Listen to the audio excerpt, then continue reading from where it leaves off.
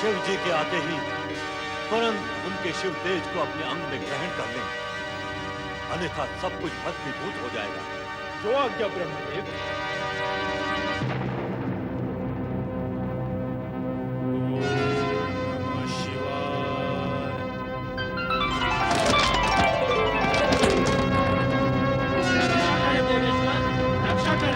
तारकासुर के कारण कष्टों का अंत नहीं है मनीषी।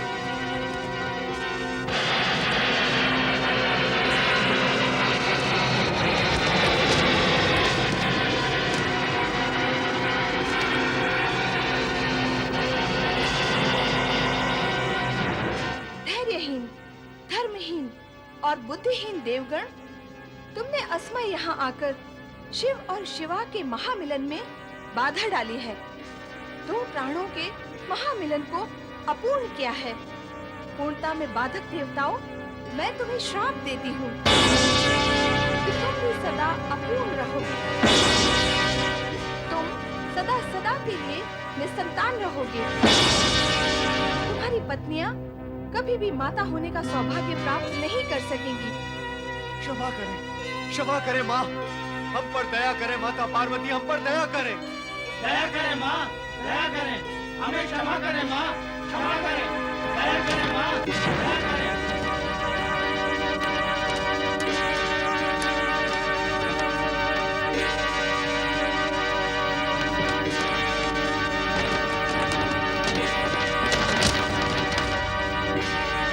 मैं आग से जल रहा हूँ ब्रह्मदेव।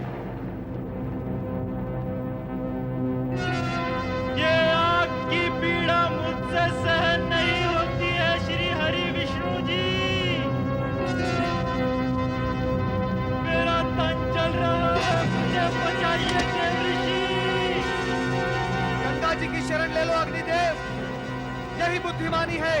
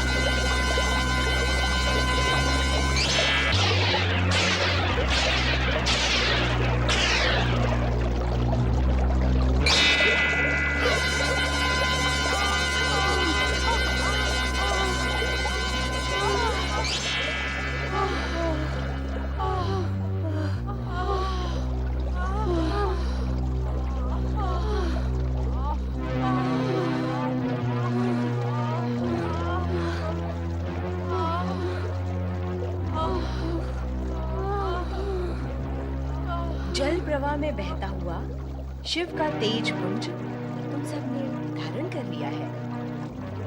अब इस पीड़ा और संकट का निवारण केवल शिव आराधना ही है। आओ तट पर बैठकर पंचाक्षरी मंत्र का जाप करें। शिव सदा मंगल ही करें।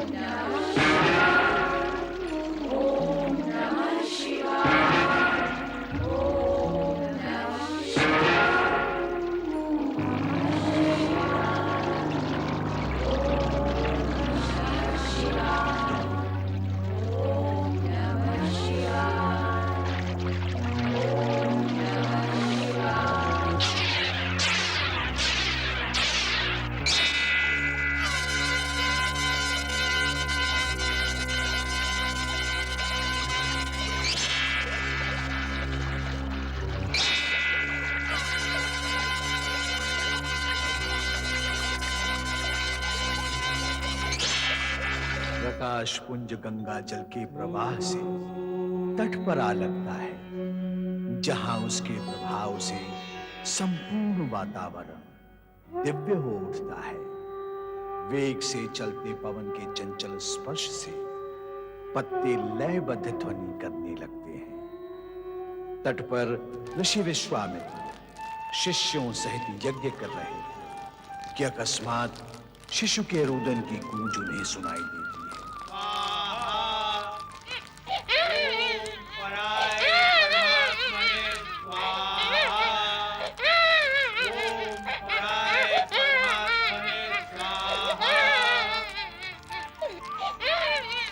क्या हुआ गुरुदेव? आप खड़े क्यों हो गए गुरुदेव? शिशु का रोदन सुन रहे हो? किसी नवजात शिशु का रुदन है गुरुदेव। ये शिवपुत्र है। शिवपुत्र? असुरों का नाश करने वाला शिवपुत्र। उसके दर्शन का पुण्य लाभ करना होगा। मुझे इसी घड़ी की प्रतीक्षा थी शिवपुत्र, इसी घड़ी की प्रतीक्षा।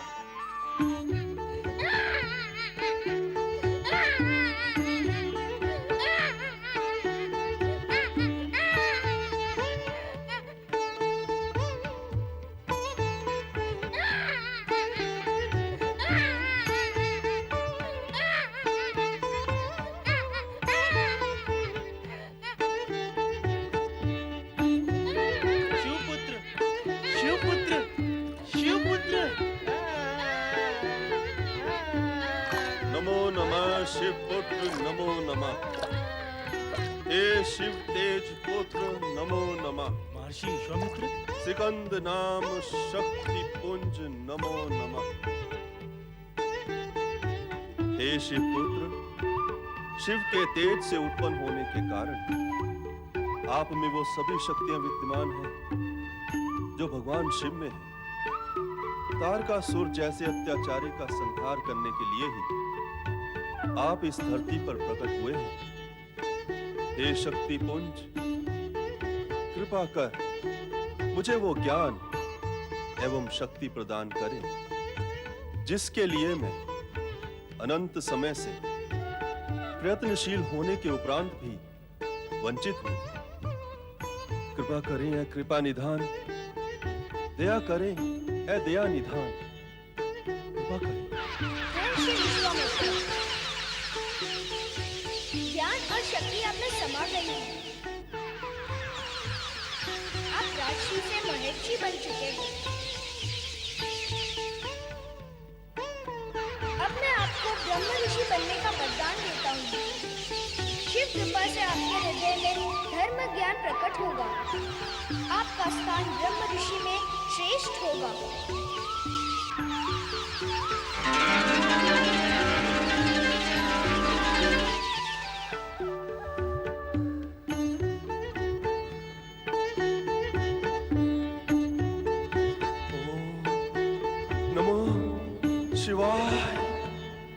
हे विश्वामित्र, तुम्हें पूर्ण ब्रह्म ज्ञान हो गया है। अब तुम ब्रह्म ज्ञानी हो गए हो।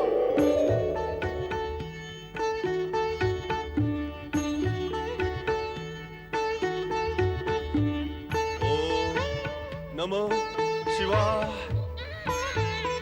दुखी जन का रुदन दूर करने के लिए तो आप प्रकट हुए हैं और स्वयं रुदन कर रहे हैं।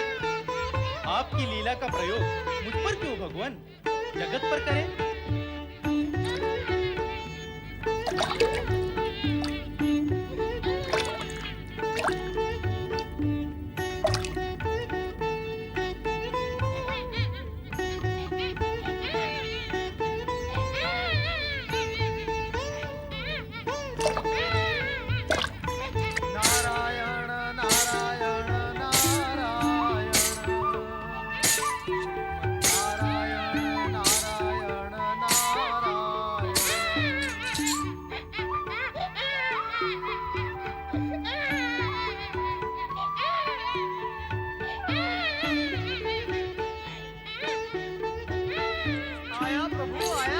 नारद, तुम्हें नीचे पृथ्वी की ओर नहीं और ऊपर आकाश की ओर जाना है। इस समय शिव पुत्र को तुम्हारी नहीं, नक्षत्र लोक में स्थित उन 6 माताओं की आवश्यकता है जो शिशु का पालन कर सके। 6 माताएं? हाँ, 6 कृतिकाएं जिनके द्वारा इस शिशु का जन्म हुआ है। प्रभाकृति, आभाकृति, तेजाकृति, भव्याकृति, शोभाकृति और सुकृति। तुम नक्षत्र लोक जाकर इन कृतिकाओं को इस शिशु के विषय में सूचित कर दो। यही शिव इच्छा है।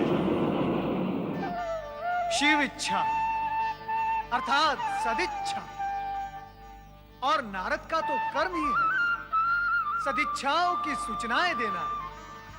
नारायण नारायण।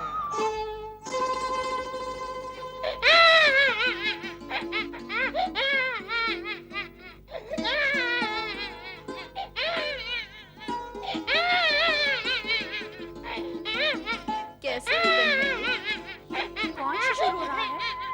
जो भी कोई है, इसने हमारे मन के मातृत्व को जागृत कर दिया है। हाँ, मुझे भी ऐसा ही लग रहा है। लग तो ऐसा ही रहा है जैसे कि अपना ही शिशु रो रहा है। जब हम सभी को ऐसा लग रहा है, तो हमें तुरंत शिशु की खोज करनी चाहिए। भव्याकृति, कुछ दिखाई दिया? नहीं, तेजाकृति, प्रभाकृति, शोभाकृति और आभाकृति, किसी को भी कुछ दिखाई नहीं दे रहा। नारायण नारायण। देवऋषि, आप और यहाँ, आप तो तीनों लोकों में भ्रमण करते हैं। आज नक्षत्र लोक में आना कैसे हुआ? नारद जिस लोक में भी जाता है, लोक कल्याण के लिए ही जाता है, और आज नक्षत्र लोक में भी इसलिए आया है कि आपने मातृत्व जागृत होने के कारण आप सभी की गोद भर देने का सुफल देना चाहता है। नारायण नारायण। ये आप क्या कह रहे हैं देवर्षि? मैं नहीं, उस शिशु का रुदन कह रहा है जो आपके मातृत्व के अभाव में व्याकुल है। अर्थात जिस शिशु का रुदन सुनकर हमारा मातृत्व जागृत हुआ है। आप सभी उसकी माताएं हैं। मातृ प्रेम अकारण तो उत्पन्न नहीं होता। आप सभी ने पिछले जन्म में दिव्य पुत्र की माताएं बनने का वरदान प्राप्त किया था। वो वरदान अब फलित हुआ है, और यही शिशु आपकी मातृ भावनाओं की पूर्ति करेगा। इसीलिए सखन वन के जल में रुदन द्वारा वो आप सभी को पुकार रहा है। परम पिता ब्रह्मा जी के वरदान अनुसार महाबली तारकासुर का वध इसी शिशु द्वारा होगा। दुष्ट तारकासुर की कुदृष्टि इस पर ना पड़े, इसीलिए कुमार अवस्था प्राप्त होने तक इसका लालन पालन यहाँ नक्षत्र लोक में आप सभी के द्वारा होगा। अर्थात हम सब उसकी माता हैं और वो हमारा पुत्र है। सत्य कहा आपने।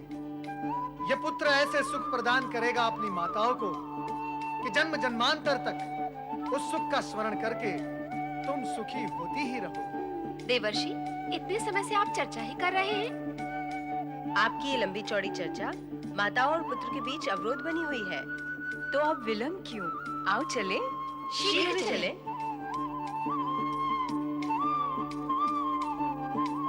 माता का हृदय कब और कैसे बनाया है प्रभु? क्या आपने मन की करुणा और माता के हृदय की ममता के मेल से बनाया है।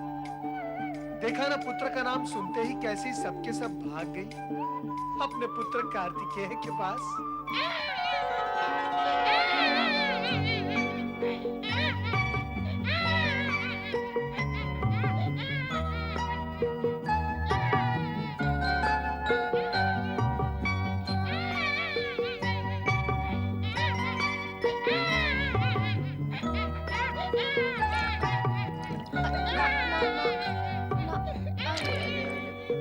बस बस बस मेरे लाल, बस मैं आ गई।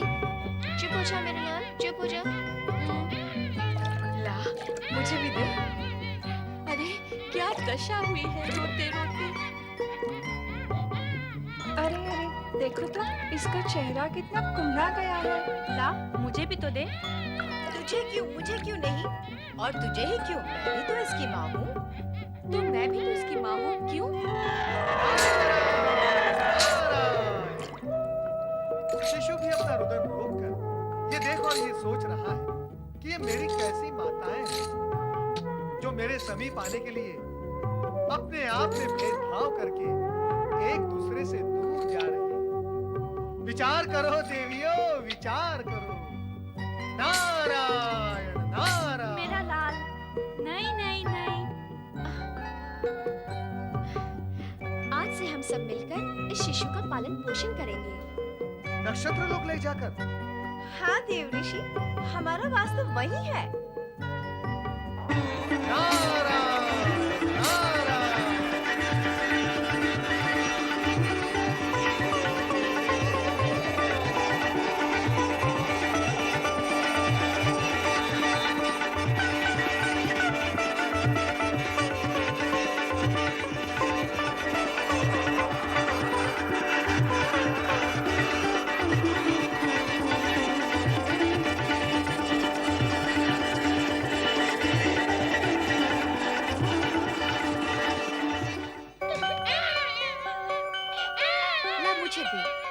इसे मैं चुप कराती हूँ। मुझसे चुप नहीं हुआ, तुझसे क्या होगा?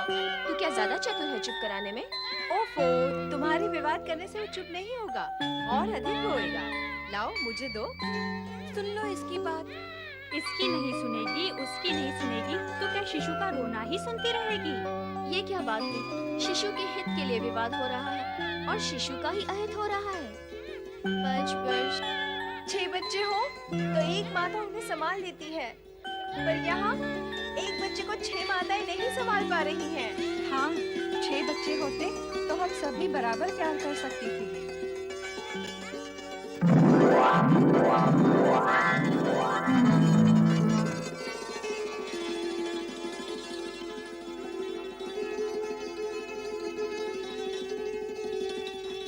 छह बच्चे नहीं तो क्या, 6 मुख तो है। सखियों, हमारे इस पुत्र का नाम क्या है? कार्तिकेय। कार्तिकेय? आप सभी मेरी माताएं हैं, 6 माताएं। कृतिकाओं का पुत्र होने के कारण मैं कार्तिकेय हुआ। कार्तिकेय? हमारा पुत्र कुमार कार्तिकेय, हमारा पुत्र कुमार कार्तिकेय, हमारा पुत्र कुमार कार्तिकेय। चल मेरे घोड़े, टिक टिक टिक। चल मेरे हाथी। थम थम थम। मुझे मयूर की सवारी में बैठना है। हाँ हाँ, बैठ जाना मयूर की सवारी पर। तू बहुत बड़ा हो गया मेरा राजा बेटा। राजा बेटा? तो फिर बना दो मुझे राजा बेटा। हाँ हाँ, बना देंगे तुझे राजा। पुत्र कार्तिकेय को राजा जैसा अभी सजा देते हैं। हाँ, अभी सजा देते हैं। ये रहा तेरे सिर का मुकुट। हाथ में।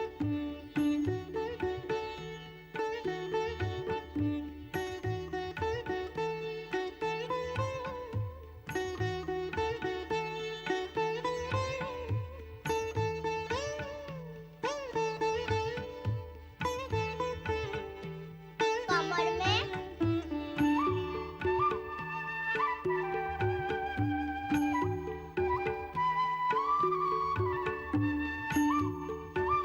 बस हो गया सजाना। हाँ हाँ, हो गया। हमें लगता हूँ ना दूल्हा राजा। हाँ हाँ, लगते हो दूल्हे राजा, पर दूल्हे रानी कहाँ है? रानी अथवा रानियाँ। क्या? क्या? मेरी 6 माताएं हैं, मेरे 6 मुख हैं, फिर दुल्हन रानियाँ भी तो 6 चाहिए।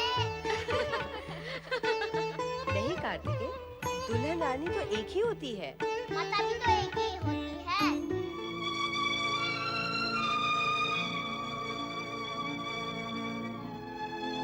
अरे अरे, उदास क्यों होती हो? 6 माता के आंगन में एक पुत्र तो है, पर उस माता के मन की क्या दशा होती होगी जिसको एक भी पुत्र नहीं। प्रणाम माता।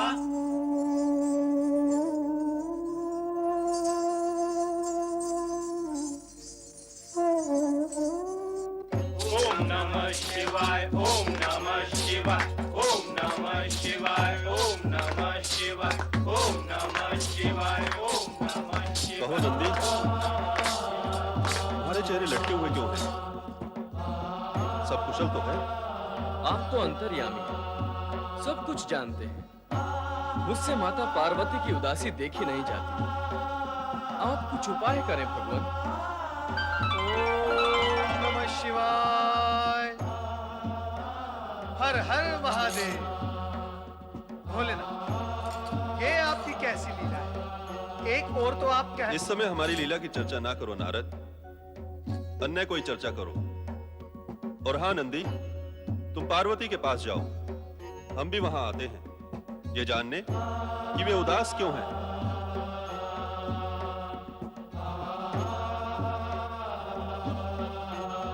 भोलेनाथ, नंदी तो गए, अब आप मुझे ये बताएं कि आपने मुझे चुप क्यों किया? तुम शिव पुत्र की चर्चा करने वाले थे, पर हम नहीं चाहते कि इस समय पार्वती को इस विषय में कुछ पता चले। अभी वो समय नहीं आया है। समय आने पर हम स्वयं पार्वती को सारी स्थिति से परिचित कर देंगे। आपकी लीला आप ही जान। हर हर महादेव। नारायण नारायण। शिव पत्नी पार्वती पुत्र वियोग में व्याकुल है, और उधर शिव पुत्र नक्षत्रलोक में न जाने क्या कर रहे होंगे। और हाँ, शोणितपुर में तारकासुर क्या कर रहे हैं ये देखना भी अत्यंत आवश्यक है नारद। चलो नारद, शोणितपुर। दानवराज महाबली तारकासुर की जय हो। शोणितपुर के अधिपति महाबली तारकासुर की जय। ऐसे नहीं, बोलो असुर सम्राट त्रिलोक विजयी तारकासुर की। अरे बोलो बोलो। कार्तिकेय की जय बोलकर क्यों हमारा अपमान करने पर तुले हुए हो? स्वर्ग से पतित होने के पश्चात जय योग कहाँ रहा तुम्हारा महाबली तारकासुर? महाबली, आप और हम स्वर्ग से पतित हुए हैं, अपने लक्ष्य से पतित नहीं हुए। हम उन कायर देवताओं को पराजित कर पुनः स्वर्ग पर अपना अधिकार कर लेंगे। नारायण नारायण। तो यहाँ स्वर्ग पर पुनः आक्रमण करने की योजना बन रही है। हाँ नारद जी, अब यही एकमात्र उपाय है जो हमारे महाराज को संतुष्ट कर सकता है। सावधान प्रलंबासुर, सावधान। परमपिता ब्रह्मा जी की इच्छा के विरुद्ध आचरण कर यदि आपने स्वर्गलोक पर आक्रमण करने की कुचेष्टा की, तो ये स्मरण रहे कि आपका अंत समय से पूर्व ही निश्चित हो जाएगा। सुना आपने मेरे वीरों, ये चोटी वाला नारद जो देवताओं का गुप्तचर, दूत और न जाने क्या क्या है, हमें नष्ट करने की कामना कर रहा है। क्यों न ऐसे दुष्ट को हम ही नष्ट कर दें। मेघासुर, प्रलंबासुर, इसकी चोटी पकड़कर इसके सिर को धड़ से अलग कर दो। नारायण नारायण। मेघासुर, नारद की चोटी में विद्युत तरंग है, हाथ लगाओगे तो झटका लगेगा। नारायण नारायण। तुम दोनों दुष्टों को नारद तक पहुंचने के लिए अनेक जन्म लेकर पुण्य संचित करना होगा। नारायण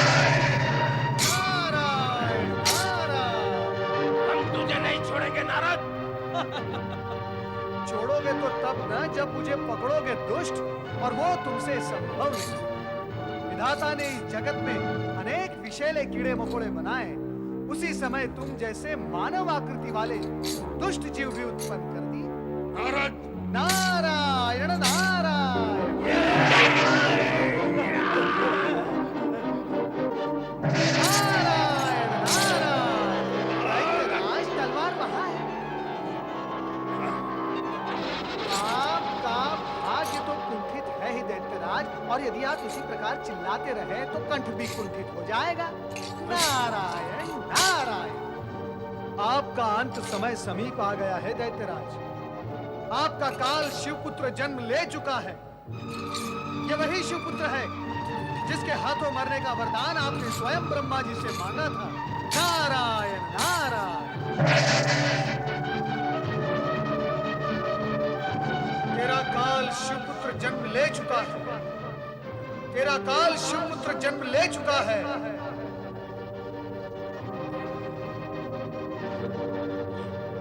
नारद क्या बोल कर गया है? ये शिवपुत्र जन्म ले चुका है? असत्य बोलता है नारद। नहीं, नारद कटु बोलता है, अधिक बोलता है, कभी कभी ना बोलने वाले शब्द भी बोलता है, परंतु असत्य कभी नहीं बोलता। फिर भी प्रमाण की आवश्यकता है। मेघासुर, प्रलंबासुर, आज्ञा करें महाबली। कैलाश जाकर गुप्त रूप से पता लगाओ कि शिवपुत्र ने कब जन्म लिया है और वो किस स्थिति में है। यदि सामने पड़ जाए तो तुरंत उसे वहीं समाप्त कर दो। महाबली की आज्ञा का पालन होगा। अब हमारा केवल एक ही लक्ष्य है, शिवपुत्र का विनाश। विनाश, विनाश।